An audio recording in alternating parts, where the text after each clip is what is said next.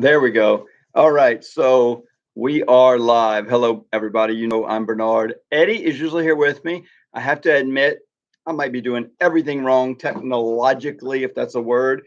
He usually starts everything. I'll log into this app and then he does everything, makes it go live in all the YouTube channel. The YouTube channel, all the Facebook channels, Profitable Styles, Instagram, wherever. And I think he has food poisoning. He thinks he has food poisoning. He's not sure if he's just sick or has food poisoning. He's going to the doctor again today. He sounds terrible. Tell him in the comments, get well soon, wish you luck, whatever you need to tell him. So I want to talk about hair cutting on hair extensions or cutting hair extensions. It's one of the things I just got good at over the years. I don't know if it was out of skill, luck, necessity, but I live in a small town and people needed their hair to look good or they would not come back. So you try really hard to do a good job on hair extensions, no matter what it takes. And if you don't do good, they don't come back and the word spreads really quickly. So I got good at it. And I want to talk about a couple of concepts. And if the people that help support me on this channel, not just you, but the background. I want to link a couple of videos that I got written down here. A lot of people think that a good hair extension haircut will fix a bad placement, and that's not true. One of the first hair shows I went to early in my career, friend came up to me, and I hope he doesn't think that this is an exact representation, but he came up to me and he said, "My wife got hair extensions, and although we've got some pretty good technicians, I don't think they're as good at cutting as you are. Can you cut her hair extensions to make them blend better?" And I took a look in her hair, and I noticed right away she didn't have enough hair. There's just sometimes you don't have the right placement, enough hair in the right places. At the same time, I've seen some people, and I'm going to call this girl out because what a good job. This girl in Montana, Krista Kassoon, she's putting one weft in on so many people. I keep questioning it and saying, how many is that? One weft. It's some amazing before and afters with just one weft. I could rarely get that good of a look. Now, styling does come into play, and that's why so many stylists curl hair. But this guy that came to me at the hair show, and this is just a real dramatized representation. But look, I got hair extensions, and I think I just need a better haircut to get them to blend. So look, guys, I used T-pins to hold a couple of little strands in. I just stuck a couple of T-pins like this, on the head, and I'll put a few in. And this is like what? Like this is like the people of Walmart, right? I saw a girl on a plane the other day when we were traveling for a little Cancun vacation, and I took some pictures. I want to post them here so bad, but I just shared them in house with the staff of my own salon and said, look at this extension job. 2 seats in front of me across the aisle. We can't help but notice it, right? I'm I didn't post it anywhere, but it's always amazing to me placement because there's no cutting this, right? There's no cutting this to make it look like it's gonna blend. And I'm gonna do a little cutting in just a minute, but I want to talk about some concepts. So I put down here, first of all, if you want to see a full tutorial of me cutting hair extensions, hopefully RJ will link it somewhere here, there, maybe in the description. I have what I call the five steps of cutting hair extensions because I believe there's 5 areas that really matter. So that's kind of where it starts for me is making sure you get these 5 places done. But right now, right here, I'm going to talk about some kind of concepts. Let's talk about what should be the most obvious. Some people say they grow. Do they grow? They're connected near your scalp, so the whole thing as a panel or each strand grows. So they do move a little bit, but the part that I don't think most people understand is that if you take an extension like this, and then, oh, I should have wore a dark shirt or used a dark piece. If you take an extension like this and you just cut it, boom, that is never going to start to look more even at the end, is it? So I think a lot of people, when they do haircuts, you ever heard that client that says, I love my haircut after a few days or after a week or two? Sure, part of it is they get used to the change. But another part of it is that all of the hairs on your head grow at different rates. So it always kind of breaks up and gets uneven at the ends. And I think more people like unevenness. And that's where the whole world of razors, like there's a razor in this comb, a little comb razor that we sell, but razors are, I mean, there's a lot of different razors. Just use the razor you're comfortable with or play around with a razor on a mannequin head. My 25, maybe he might be 26, but my 25-year-old son in the salon the other day said this girl wants a particular type of cut. And I said, use a razor. He said, you never taught me with a razor. I said, grab a mannequin, let's play. He was so excited. I mean, just at the different angles, how you could cut above your fingers, below your fingers, just depending on what's going on. And so you have to do the same thing. Get a mannequin and play around with a razor. It makes a big difference if the hair is wet or dry.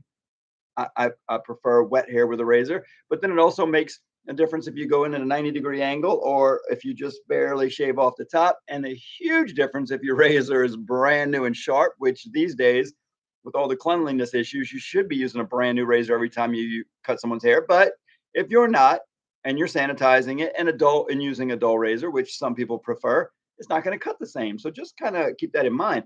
But another great tool is a texturizing thinning shear, something that's just going to cut some of the hair. Some of the hair is going to fall between the teeth, and there's a ton of different kind. And so you have to create those different length hairs in hair extensions, hair replacement, any kind of artificial hair. Even if it's a wig and it's synthetic and not human, think about this. How many hairs off of our head a day just shed? More since I'm getting older, but everybody sheds some hairs. The thing we never talk about is those hairs that start to grow back every day. If you're shedding, let's just say 100 hairs a day, you're losing 100 hairs a day. If you don't grow back 100 hairs a day on average, you're going bald, right? And that's what happens as we get older. We do grow back less than we actually shed. But most people are growing back about the same amount that they're losing every day. And so what does that mean? That means that on your head, you've got these little short hairs everywhere and these a little bit longer and these a little bit longer. There's all these different lengths. And so when they make hair extensions, sure, they might make some shorter pieces in there, but for the most part, all of this is the same length. Call it beautiful, call it solid, call it consistent, but call it fake. I mean, that's what makes it kind of look fake. It's all one length. It's in we're in lower Louisiana, the humidity is gonna get in the ends of the hair more than anywhere else and cause that end to just curl up a little or take its natural shape where it was before we flat ironed or curling ironed it. And also in the hairstyle, let's take this lady of Walmart. I hope that is okay to say because anyway, there's when the humidity hits this hair, there's going to be these little short hairs that are going to kind of frizz up along the way. But on an extension, maybe not. Maybe it's just going to all be flat and smooth, and the frizz is only going to happen down here. So how do we get those little pieces to look natural? And this is all before the one length haircut, the layered haircut, the graduated haircut, or whatever style we're trying to do. And yes, I know at the end, just curl it, right? That's what so many people do. Curl the hair and everything looks great. I got really good at extensions. Where'd I put my piece? I got really good at extensions when Cher and Madonna first came out with their really straight hair, and everybody in the world started doing straight hair. And then the flat iron had existed, but not like today. I mean, a few people had flat irons, and the paddles were about the size of my hand. They were big, giant flat irons. I mean, we were ironing boards. Not me, but a lot of girls were at home if they were going to do flat hair. It just wasn't that popular. So then when the celebrities made it popular and flat irons were being sold like crazy, then it mattered the placement and the extensions, how perfect they were, because the straight hair revealed way more imperfections than wavy curly hair. So luckily we're in a time where curls are way more popular and it's hiding everything, and you can put the wrong amount of hair in the wrong places. But as straight hair is starting to get a little popular again, I know it stayed around a little bit, but as more people are doing it, at the same time, perms are coming back. Isn't it kind of weird that the trends move into curly and straight at the same time instead of those beach waves? But what the main point is that not only are we going to try to make, let me spread it out just a little bit. Not only are we going to try to make some of these ends look natural, this is another trick. Don't cut with your texturizing shears straight across. because you can cut straight across an event, and all you're doing is making, let me do it here and here. You are thinning it a little bit, but do you see it's a line across there? You're texturizing, you're thinning, but you're still making a solid line. I call it a dotted line. So when you're texturizing, you should do it with like a point cutting technique or a 45-degree angle. So what I recommend is that when you're thinning hair on the ends, you should be at this angle here so you don't see those lines if you need to soften those ends. And there's a couple of other techniques. I'm going to bring this up over here and kind of show you, see if we can get this up a little bit higher. Um, a little bit of a teasing technique also. So if you're trying to figure out how much or how little you should texturize these ends, I've seen this a couple of times and I just love it. But if I hold these ends and I do that first chop like this and then push some hair up out of the way and then chop, chop, chop, or push more, it's just less hair that I'm thinning and I can be less careful. And then when I come back and comb this hair out, it's just a way of clipping hair out the way with using teasing instead, and I'm just not thinning as much. So one of the other things is that this is a little crazy. Just using regular scissors. Let's say I want to thin this out a little bit, or let's just say, just so you kind of know, this is three uh, beaded weft sections that are cut up into tape in size sections, or they were samples that we send out in the mail when you guys asked for samples. Here's an example of placement. I put all three right next to each other. It looks like a beautiful wall of hair, right? I know I'm attention deficit, just like most of you guys, and I'm all over the place. We'll get to the point in a minute. But if I were to place these, watch the placement video. We should link the placement video also here in the description, because that will fix a lot of the cutting. If I put them in with space between them, there's no cutting to make that blend. I need to put them closer to each other, or when I put that next row up above it, bricklay it so it kind of fills in. But then if it's above it and it fills in and it only stops here, depending on how far above, I still got the openness down here, or I have to cut it off. So to me, it's better just to put them next to each other. I'm not going to go much more into placement, but I just want to kind of show you if I'm really trying to blend around the front hairline of somebody. You know what? I'm gonna do it on the actual face here first. If I'm gonna start to blend too many, I'm just gonna ruin this mannequin. I'm telling you now. Too many people. We need some longer legs. Too many people when they go to blend these these fronts, they just cut a little too much off. And when you cut too much off, we're just trying to blend this front, right? So this is a little trick I learned from Scott Cole with Paul Mitchell years ago. And it took me years to figure out the geometry of this. It's kind of like, you ever switch gears on a bicycle, like a 10 speed or 12 or 15 speed bike?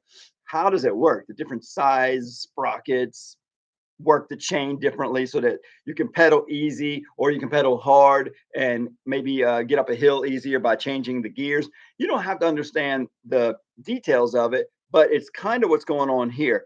If I open and close my scissor just a tiny bit right here, it's a lot over here, because this this pivot point right here is a different distance from here to here. Compared, it's shorter here and longer here. So the little movement back here is a bigger movement up here. So I can't, it's hard to cut one or two hairs at a time. But watch this. If I get really close to the pivot point right here, and I do that same little look right here for a second, and I do that same tiny little movement here, it's even less movement here. So when I cut when I do little bitty movements, the cool thing is that's a real sharp part of our shear, because aren't most of us going chop, chop, chop and cutting with the first half? We're pop, pop, pop, pop, pop, pop, cutting a whole bunch of hair just with that little bit of the tip of the shear, or even half of it. So when I decide to open all the way up and do these little bitty movements, Scott Cole called it jarking, where he's just cutting a little bit. And a lot of you guys are going to want to call it slithering or sliding or razoring with scissors. And I would say no. Yes, you can do that, but that's not what I'm doing here. So when I take this hair right here and I'm going to cut to blend the front, I'm going in, I'm trying to make sure I can get an angle where you can actually see it. I'm doing this little cuts going all the way through, and I'm only going to go through about this much hair from the top to the bottom. And if I had extensions in, I'd be doing the same thing. But sometimes on a client, they're too blunt here, and I have to take that corner off and blend into the extensions. And so I'm trying to go from here all the way past the shoulders with little bitty cuts. Oh, I should wear my glasses so I can see what I'm doing. But I want you to see. Let me get you a little more zoomed in on here, where you can see that I'm only cutting one or two or three hairs at a time as I go through. So I'm going to start high. You wouldn't normally go this high, but I just want you to kind of see just little bitty cuts going all the way down. And I'm just barely cutting just to start to blend that front. And it's all about this, but it's this and moving.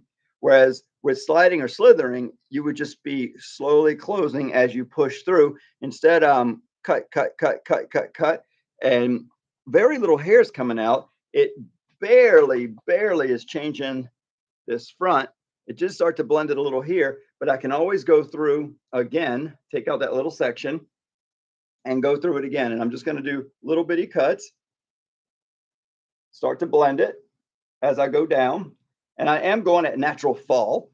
I'm not lifting it, and it starts to blend, and it's taking so little off that you almost still have the point down here. That's that's funny. That's what my point is. We're not, a lot of people, if they're going to start here to blend, for some reason, they're going to go all the way through and take out that whole front. We're going to do that in a minute just to show the difference, and it's going to be fun. And I could never do that on a real client. So I'm going to do it on this mannequin and just totally screw it up.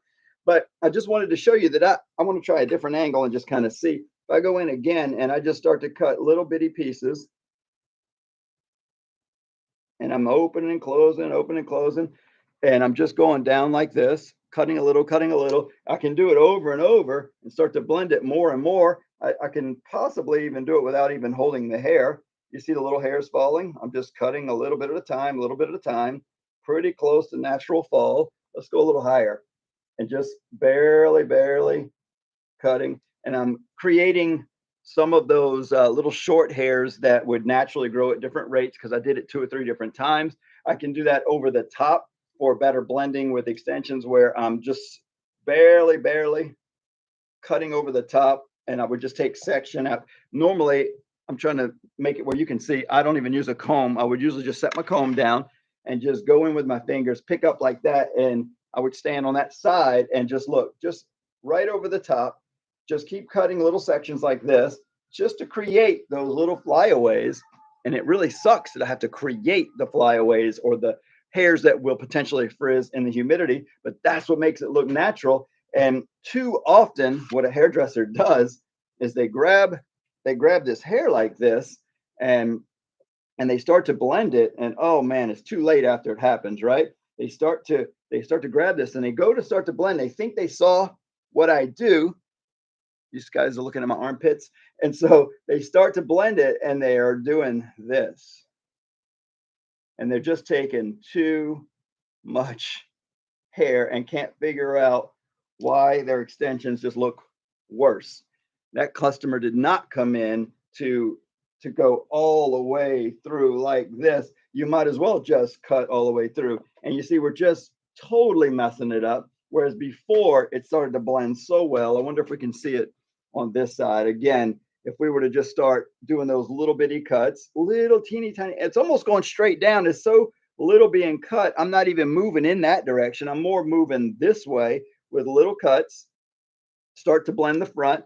And this is one of my most favorite blending techniques. I think you've seen it enough times like this, but I want to show you what I do with texturizing shears.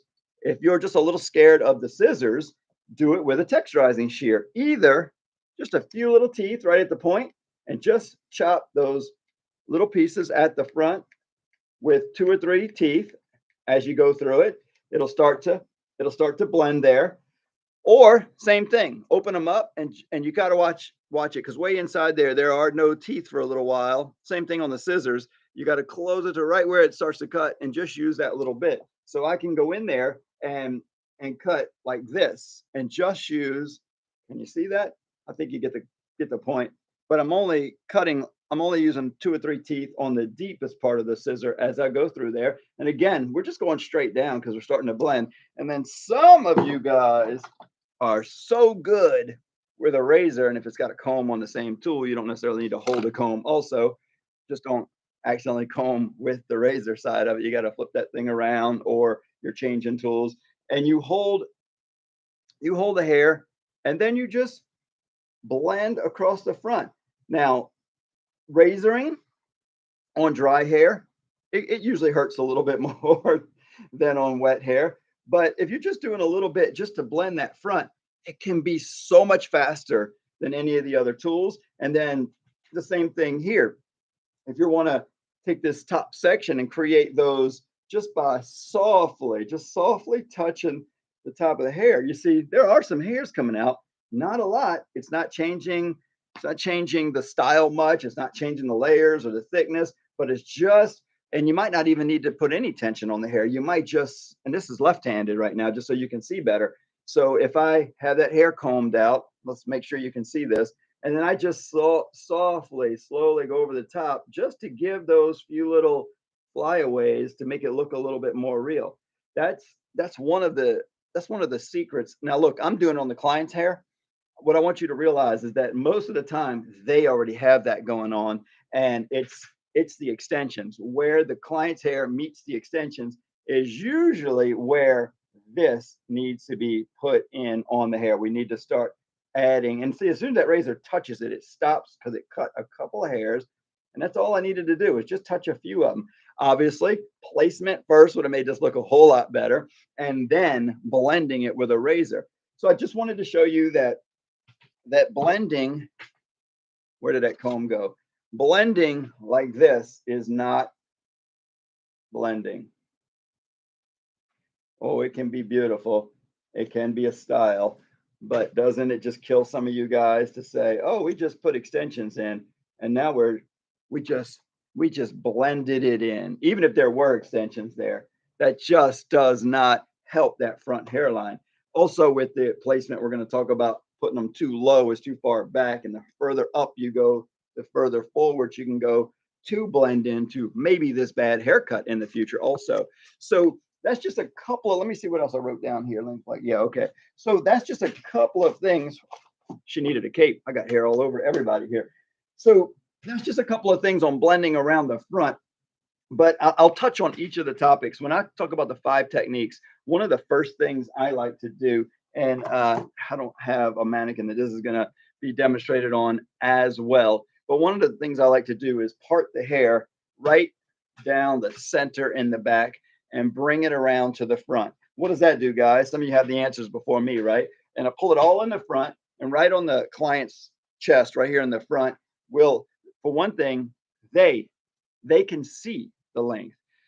So often I have a client who they do this. They're sitting in the chair. I mean, I'm not behind the chair anymore, but I can remember in the days when I was behind the chair, and they grab that hair from behind them and they just throw it over their shoulder, and they're like, "I want it cut right here."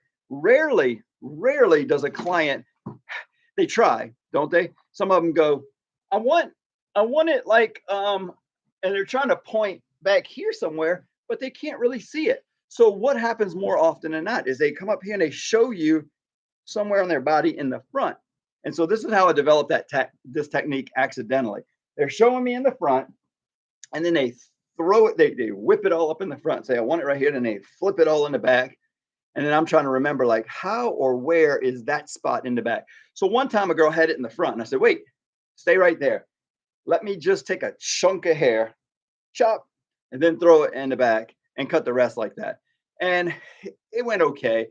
But next time the girl says, "I want it right here." Because sometimes they just pull in a little bit forward. But the next time this girl, she grabs all her hair. Wasn't a perfect part in the middle. That's where I perfected it later. She just grabs all her hair and she goes, "I want it right here." And so I said, "Stop. Let's cut it right there." And so I pull it all together eventually, but sometimes just all, and I would cut all the way across the front like this, then throw it in the back. Some of you guys are really good at geometry and got a little experience in haircut, and you know where this is going, right? What happens when you turn them around?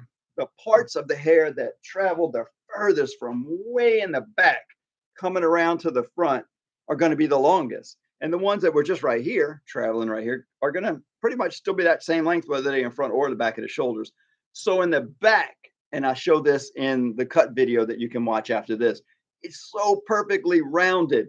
And then if you put the extensions in a kind of in a point in the back and you did that, well, then you're going to have a point in the back for the cut. So when you throw it in the back, it's going to be kind of rounded, very natural looking. It's going to take the hairline curve and look beautiful. So then you can round it a little more, cut these outside corners off and keep the V, or you can take the little bit of a point off. Sometimes there's a little bit of a point in the roundness and just perfect the roundness. But for the most part, you don't have to try to get that angle on this side the same as it, because some of you guys are cutting around to here and then coming around here and trying to get the same thing, or you're doing it like cutting down on this side, but then up on that side, and the hair pushes out of the scissors or shears differently on each side. So when you pull it to the front, you can literally put it in a ponytail. Now here's the huge learning experience. I'm sorry, I'm moving this camera around a lot. I'm excited. Here's the learning experience. You go to cut right there. When you get in front that client, say I'm the client looking in the mirror like this, and you're pulling the hair to here. What's my temptation? I'm looking in the mirror, and then you block the mirror because you're getting ready to get in front of me and cut. And so then I start going like this, trying to see it. And that hair in the front underneath doesn't move much, but the hair up here, when I, let's say the underneath hair is here, the top hair coming from higher up, when I start to look down, it goes like this. Watch, it was all nice and even, and then it goes like this.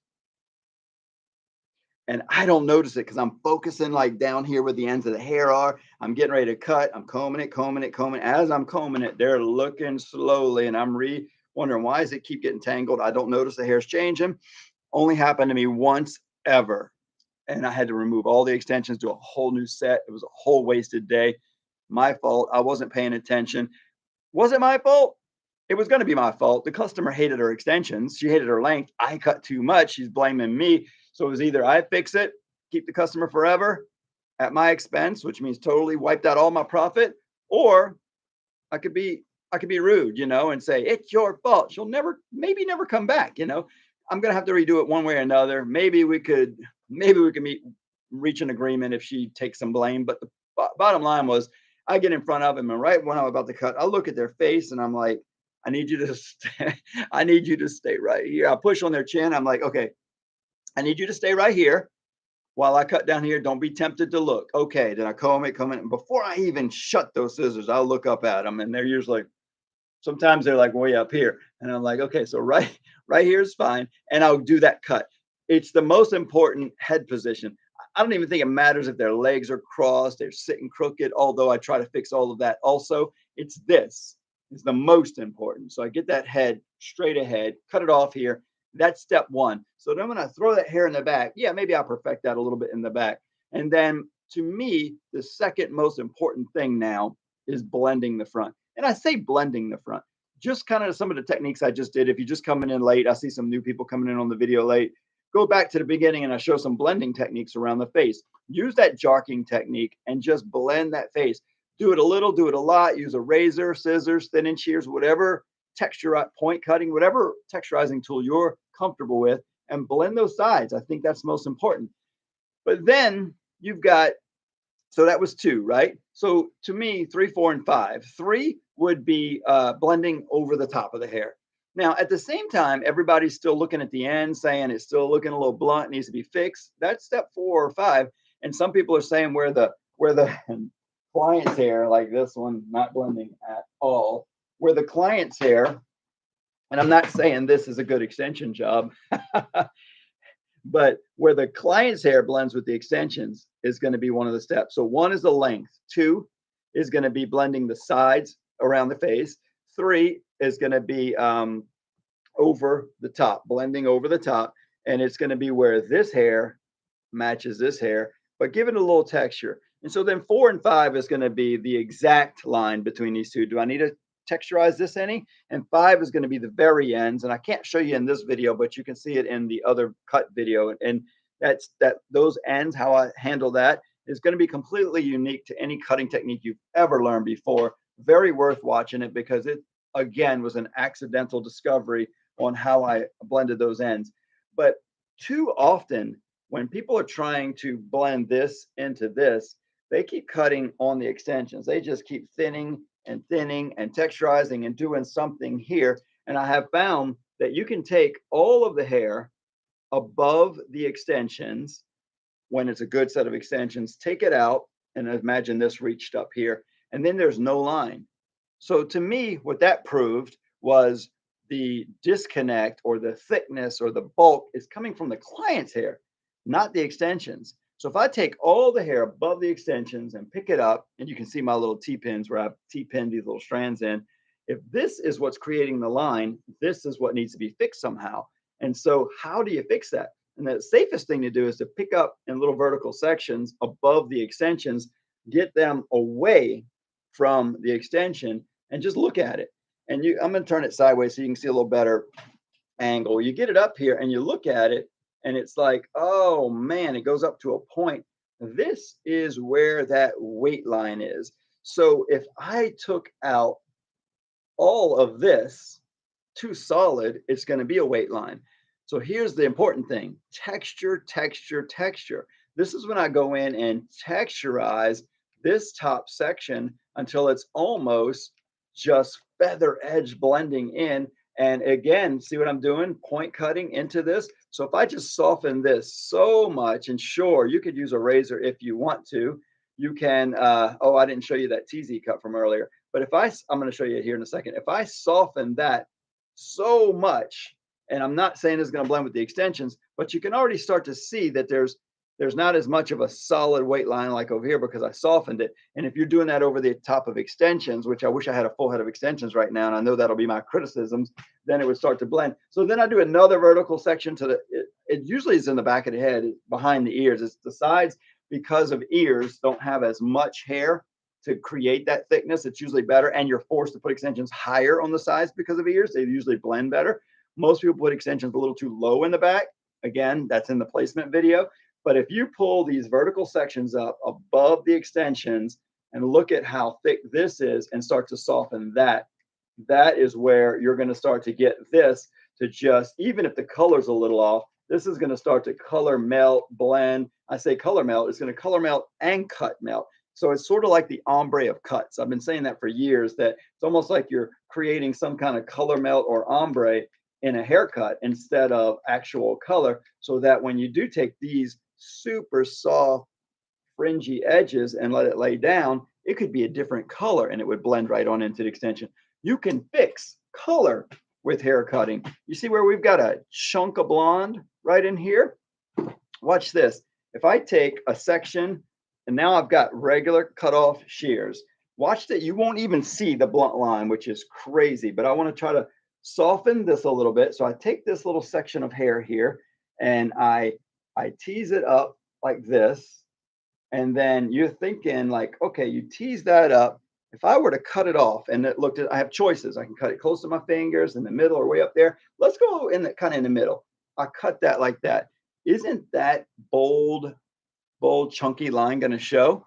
No, it's not. Because of the teasing, I pushed some hairs out the way. So I would rather cut it a little bit of a 45-degree angle, but it's almost like I just cut across like this with shears, thinning shears with all the hair down.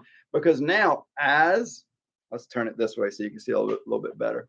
As this hair starts to untangle, take the teasing out, it's going to get longer and longer and longer. The long hairs got teased up and you don't even see the line in there. It doesn't show the line. And see how it thinned that blonde just a little bit? I could do it a couple of times, and the higher up, the thinner it goes. So let's just take the blonde piece here, and I want to thin it a little. So I just push some of the hairs out of the way like this, and I am holding the longest hair, so it does actually shorten it a little bit. And I'm going to cut it way back here. You would think that bluntness would show, but it just took more hair out, and it left that blonde piece a little softer. So a finer tooth comb would take out finer pieces too. So if I'm just trying to thin something somewhere, let's get rid of that line right there. And I take this little section and I tease it up like this a little. And then like I said, I'd love to cut it on a 45 angle instead, and then pull it down what I did was I got rid of some of those blonde hairs, and it doesn't reach the ends quite as much, and it's a little bit better blend. So this one could still definitely be blended a little bit more.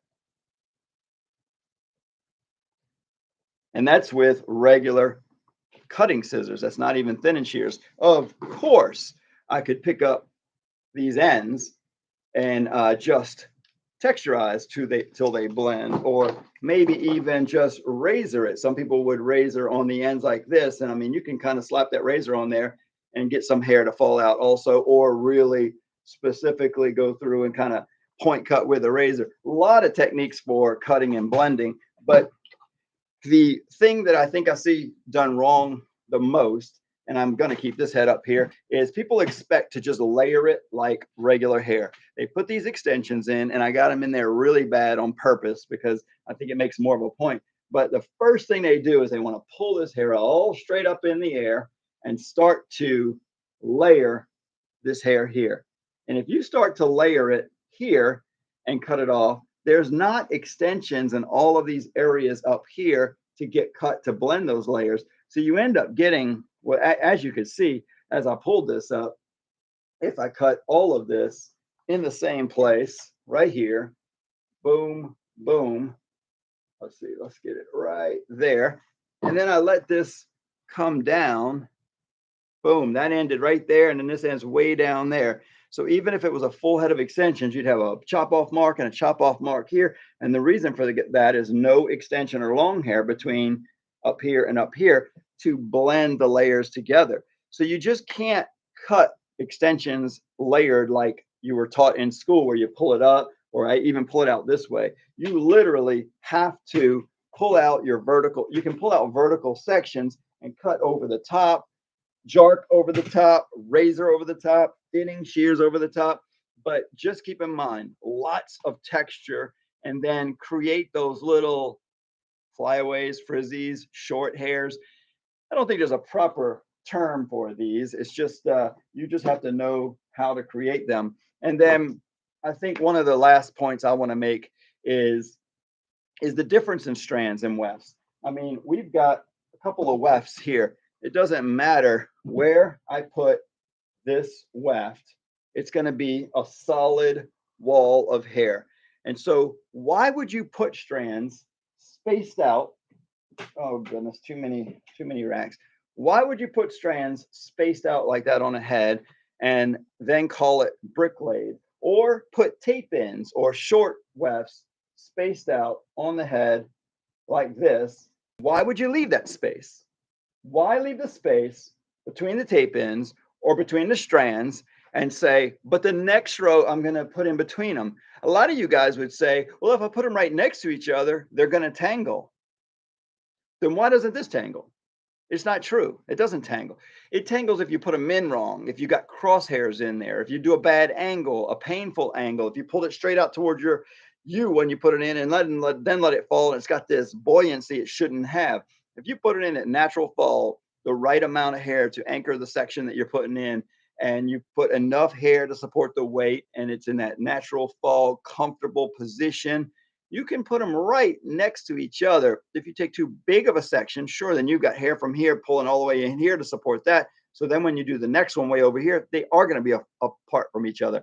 If your sections are the same size as the extensions you're putting in, they'll end up right next to each other and look nice and neat, just like a weft.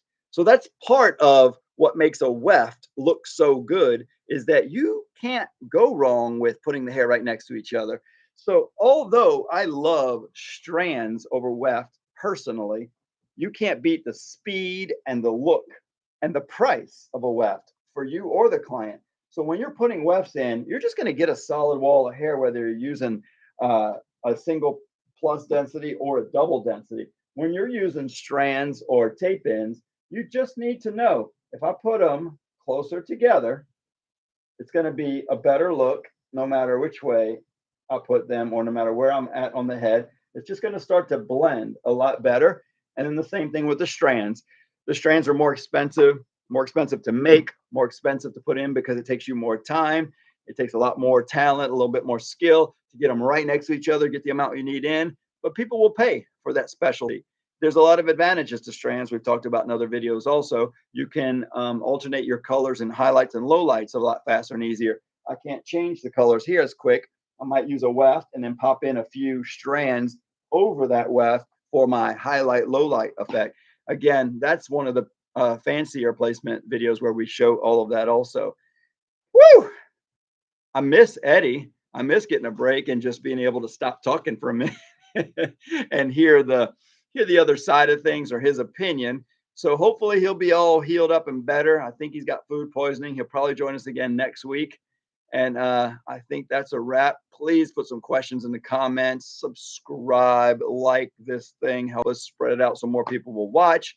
And I'm going to try to end it here in a second, but I think I got to press a bunch of buttons and you get to watch me fumble through it. But comment, please comment, ask some questions that maybe I didn't cover, or comment on things you would do different or better than me. And maybe I can learn some more things too. In classes is where I've learned the most anyway, whether it was accidental or from some of you guys that were teaching me something you've been doing for a while, or you just made a mistake and we both made a discovery. See you guys next week.